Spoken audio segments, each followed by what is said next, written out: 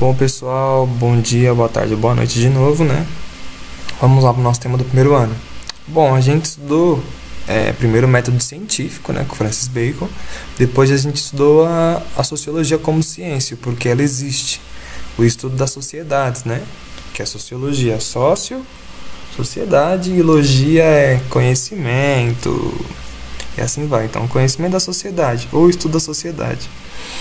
Ele nasce, como vocês já viram, dos seres humanos em cidades. Então, os seres humanos em cidades, em especial nos nossos tempos modernos, né, fez com que os seres humanos começassem a analisar um ao outro, que é o que inclusive nascem as 3 pautas da Revolução Francesa: liberdade, igualdade e fraternidade, que é o que todo ser humano, segundo o naturalismo, né, o justnaturalismo, todo ser humano tem direito, que é o justnaturalismo. Então, um sistema jurídico a partir de coisas que são da natureza humana, digamos assim, né? Então, a sociologia nasce das pessoas em sociedade, em especial nos tempos modernos, e a Revolução Francesa é um deles, a gente já viu isso, blá, blá, blá. Pessoal, então, vamos se aprofundar um pouco em sociologia. E aí eu quero chegar com vocês até uma análise de vocês, de forma sociológica. Então, uma análise dos estudantes, que é uma proposta do segundo bimestre e terceiro bimestre do nosso ano letivo, segundo o nosso sistema, né, do Estado. Então, a primeira coisa que eu tenho que dizer, que eu falei inclusive nas últimas aulas, pelo que está na outra sala do Classroom, é que a sociologia se preocupa em desnaturalizar a sociedade. Então, a gente não tem que tomar mais nada como sempre aconteceu, nada como sempre foi assim, sempre será. Tudo tem uma raiz histórica. Nada é natural no ser humano. As relações sociais são feitas por pessoas. Não é que sempre foi assim e não necessariamente sempre será assim. Então a gente tem que desnaturalizar a sociedade. Se ela é assim agora, é porque ela foi criada para ser assim agora, dentro do que foi possível. E com toda certeza ela será outra no futuro. Porque os seres humanos, vocês, eu e os que virão, tomarão outras decisões na sociedade. Então a sociedade não é algo que sempre foi desse jeito. Pensem, por exemplo, nas roupas. As roupas do século XIX das mulheres para as roupas do século XXI das mulheres tem uma mudança absurda. Esse modo de se vestir que a gente tem hoje não necessariamente foi sempre esse. Lembrem que esse também foi um dos exemplos. Então nada na sociedade é natural. Não existe um egoísmo natural, como propõe a John Locke. Não existe um individualismo, que cada um vai para o mercado se preocupar só com os próprios interesses. Eu falei isso no outro vídeo. Se assim fosse, não existiria a sociedade, né? A Margaret Thatcher chega a afirmar que é uma política dos Estados Unidos que fundou o neoliberalismo, de que não existe sociedade, só existem indivíduos. Isso é falso. Existe uma coletividade, uma comunidade, uma sociedade. E ela tem determinadas condutas que foram criadas historicamente. O machismo não é natural, certo? Dizer que as mulheres são inferiores, a gente vai chegar sobre sistemas de inferioridade, não é natural. A mulher não é inferior naturalmente, não é inferior em capacidade, não é inferior em atitude, não é inferior em decisões. Isso se dizia como algo natural no passado, mas que hoje nós sabemos com pesquisas claras de que não é natural. Todo ser humano, independente do gênero, da raça e, querendo ou não, da classe, tem as mesmas capacidades para tomar decisões e fazer as coisas. Tem a igualdade, outra pauta da Revolução Francesa. Então nada é natural na sociedade. Foi isso que a gente estava vendo. Só que a sociologia, no século XIX, século XX em especial, né, um pouco do Comte, do positivismo, ela gerou uma coisa que a gente chama de etnocentrismo científico.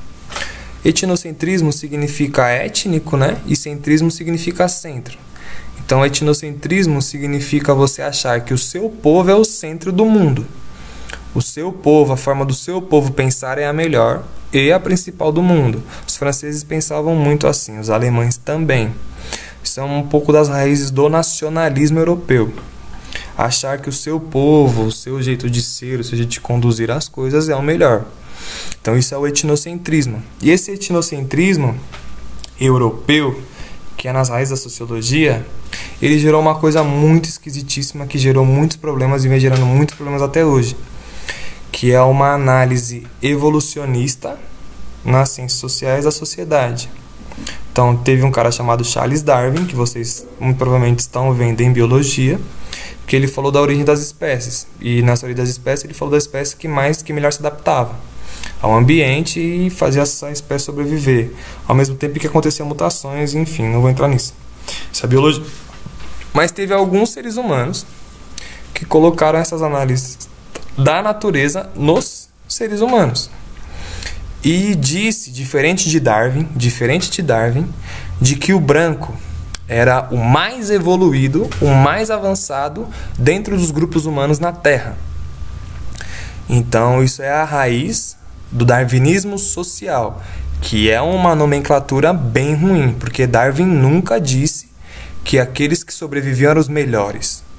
Darwin nunca colocou em hierarquia. Darwin dizia que era o mais adaptável. E também aconteciam mutações genéticas. Quem escreveu sobre dizer que evolução é chegar no melhor foi Spencer. Então, se fosse para ser justo, devia se chamar Spencerismo social. Os europeus julgavam que os brancos, numa análise muito fraca, muito rasa, em comparação com os macacos, eram os que mais se distanciaram da natureza, os que melhor chegaram, foram mais avançados. Isso vai desembocar um pouco em Adolf Hitler, que vocês já devem conhecer muito bem, o racismo de Hitler. Só que isso foi uma proposta de ciência social. Foi uma análise da sociedade que os europeus fizeram. Só que os europeus estavam partilhando o mundo, eles eram colonialistas à época.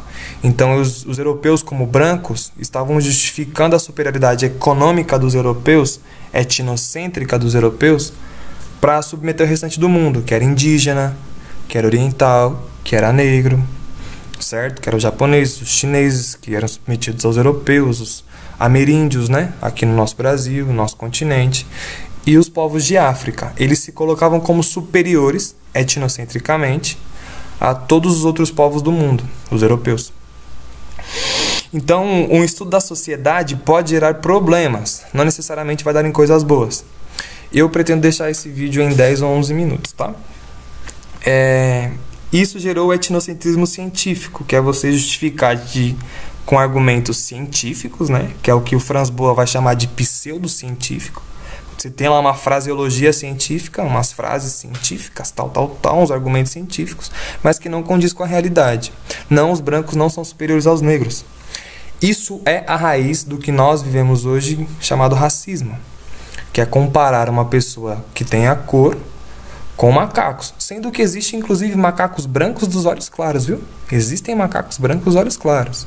E isso na época não foi levado em consideração, só compararam um macaco preto com um ser humano de pele negra, de pele preta. Isso é falso. Não existe aproximação entre a capacidade pessoal de uma pessoa negra com a capacidade de um macaco. O ser humano é muito superior. O ser humano negro, o ser humano branco, o ser humano asiático, e assim vai. Só que isso foi tirado como ciência e foi muito criticado e hoje já não faz parte mais da ciência. Mas virou pauta política dos europeus e bababá, e a origem do racismo que nós vemos hoje. O chamado darwinismo social, que não devia ser chamado assim, porque Darwin não escreveu isso. Tem um cara, que é o único textinho que eu vou passar para vocês, né? Eu vou passar menos texto, porque na última eu passei muito texto, vídeo e texto. Esse eu vou passar menos texto. Chamado Franz Boas, nos Estados Unidos. E os europeus, eles justificavam seu domínio econômico, dizendo que os europeus tinham melhores hábitos, que eram menos preguiçosos, se comparavam aos indígenas, por exemplo. Diziam que os europeus eram mais inteligentes, e aí faziam vários tipos de argumentações pseudocientíficas para justificar isso, como, por exemplo, capacidade do cérebro, umas baboseiras incríveis, mas que foi dito como ciência social na época. E o Franz Boas começou a morar com um grupo de ameríndios e reparou que, passando determinado período com essas pessoas, ele começou a incorporar os hábitos, costumes e a mentalidade daquele grupo ameríndio. Um grupo de índios. Ele reparou que esse etnocentrismo, justificar como o seu povo como principal e como o melhor a se chegar, ou o melhor em ter hábitos, nada mais é do que uma adequação dessa pessoa que nasceu na sociedade a essa sociedade. Se ele se mudar, que foi o que o Franz Boas fez, e morar com outro grupo de seres humanos em outro lugar, ele vai começar a incorporar os hábitos, os costumes e as mentalidades daquele povo. Por isso é que o Franz Boas não propõe mais um etnocentrismo, não propõe mais um conceito de raça superior, raça inferior. Ele começa a propor o conceito de cultura. Isso é muito importante vocês anotarem. Segundo Franz Boas, a cultura é o que forma o ser humano. E é aí que eu quero chegar com vocês em especial. A cultura que a pessoa nasce forma a forma como ela pensa. Forja a forma como ela pensa. Forma os valores dela. Forma os hábitos dela. Se ela nascesse em outro lugar, ela teria outros hábitos, outros costumes e outros valores. Segundo Franz Boas. Por isso que não necessariamente o europeu é superior. Se qualquer europeu, aos 3 dias de nascido, saísse da França e fosse morar em qualquer outro país do mundo, ele se tornaria uma pessoa daquele lugar. Ele não se tornaria, como os franceses e alemães diziam, uma pessoa da raça francesa, da raça ariana, por exemplo.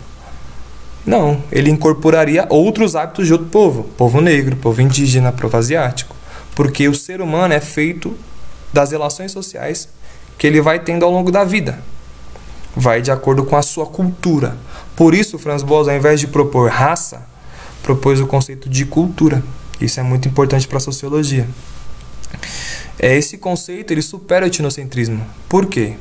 Porque determinado contexto geográfico, determinado grupo, ele tem determinadas atitudes que condizem com aquele contexto que ele vive, com aquele espaço geográfico que ele vive. Então, os indígenas não tinham tanta necessidade de acordar todo dia cedo, porque a natureza era muito rica e eles poderiam ter peixe à vontade, fruta à vontade, carne à vontade, animais não faltavam nas nossas matas atlânticas, no Pantanal, na Amazônia, não faltavam. Então eles não tinham que ter os mesmos hábitos, costumes culturais que os europeus que viviam em solos pobres, certo? Os europeus vivem em solos muito pobres.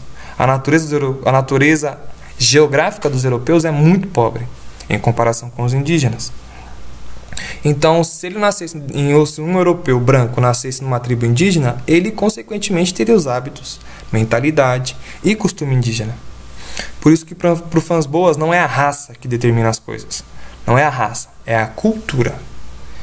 É a cultura que esse ser humano vai desenvolver, e aí é o que a gente está vivendo aqui, ó, a educação social que essa pessoa vai ter ao longo da vida, que é o que forja a forma dele se relacionar, a forma como ele pensa, e assim vai, a forma como ele age.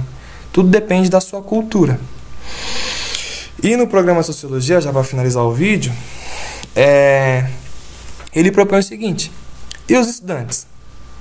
Vocês estudantes, como vocês forjam a mentalidade de vocês?